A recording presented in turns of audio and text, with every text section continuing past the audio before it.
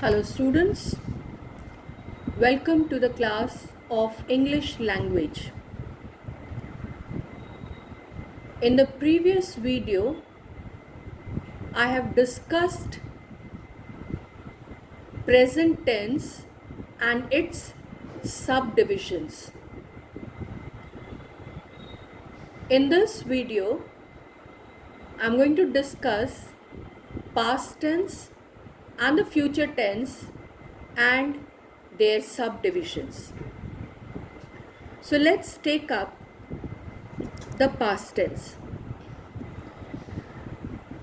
As I've told you that past tense has subdivisions, there are 4 subdivisions of past tense. One is simple past, the other is past continuous, the third is past perfect, and the fourth is past perfect continuous. In the present tense, I had taken up the word drive or drives. The past tense of the word drive is drove. So, we will be using the word drove as the main verb used in the sentence. Now, when you frame a sentence beginning with the subject in the third person form, that is he, in the past tense you will use drove. He drove a car. This is the simple past form of drive. And with I as the subject, you can also use the word drove a car. So he drove a car, I drove a car. The next one is past continuous tense. When you are framing a sentence in the past continuous form, you will have the subject in the sentence. You can have was along with the verb being ing added to the verb. In case of plural, you can use was, and in case of singular, you can use was, and in case of plural, you can use were. Okay, so you find here in the example, he is singular. It is in the third person form, but it is singular. So you are writing here, he was driving a car. So was is the helping verb used with driving. Drive is the main verb, and ing you have added to drive in order to indicate that it is in the continuous form. So he was driving a car. I is also the first person in the singular form, and the past continuous used over here is I was driving a car. But in case if the subject is plural, for example they, so they, then you cannot use was driving, you can use were driving. They were driving a car. So remember, was you will use with singular and were you will use with plural. Okay. The third subdivision is the past perfect form. In a sentence, you will have the subject had plus verb plus en. So take the example, he is the subject here, had driven. You have added en to the word drive. So he had driven a car. I had driven a car. Okay. Past perfect continuous.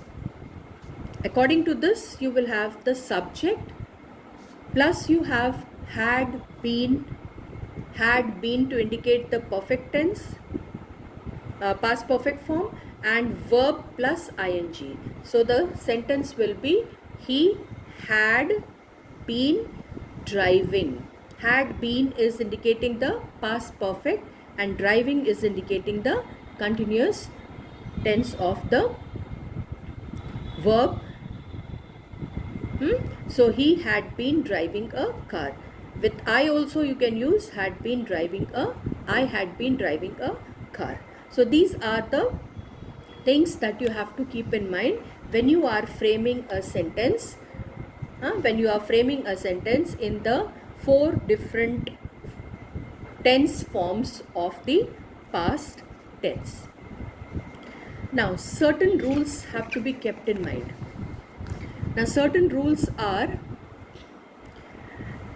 where you can use simple past tense. Where you can use simple past tense, these are the rules.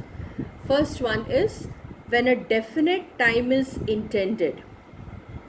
When a definite time is intended. For example, I lost my pen yesterday. So yesterday is indicating the definite time.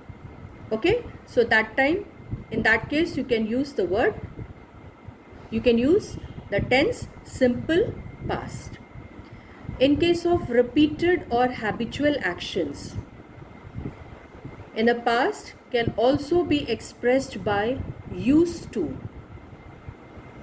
Okay, used to, that is infinitive. So we used to write a composition every week. So you are having here used to. You in this sentence you are using the word used to indicate the action of writing a composition every week.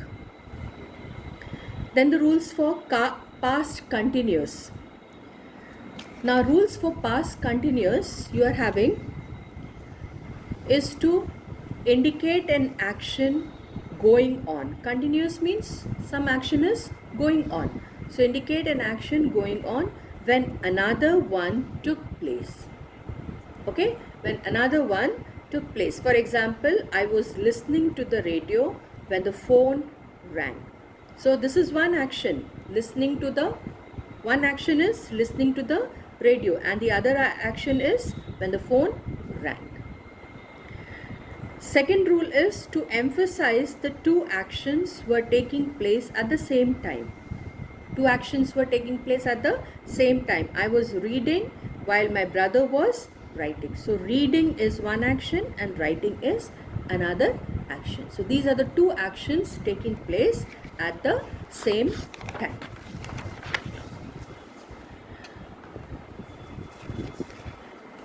Then the third rule is to show disapproval.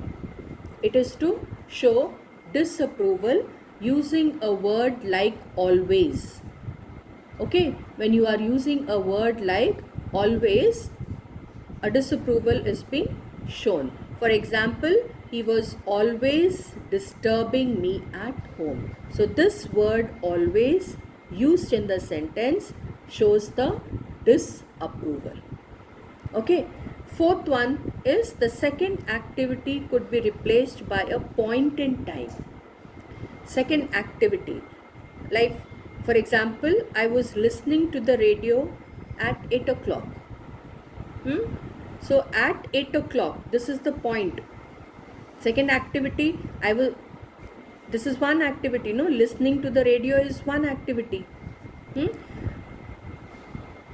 But what is the rule? The second activity could be replaced by a point in time. So second activity is not mentioned here. Rather, it has been replaced by the point of time, that is 8 o'clock.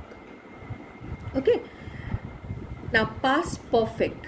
The rules of past perfect is to indicate that an action was completed at some point in the past time before another action commenced or took place. Now let's take the example to understand this rule. When I reached the station, the train had left. Okay, now this sentence indicates the past time. We are discussing the past tense. We are discussing the forms of past tense. So when we are taking the time into consideration, we are taking past time into consideration here. So when you take the sentence, the train had left, this part of the sentence, the train had left, this is the past perfect because you have had left. Okay, I reached the station. I reached the station. In this, you have reached as the simple past used in the sentence.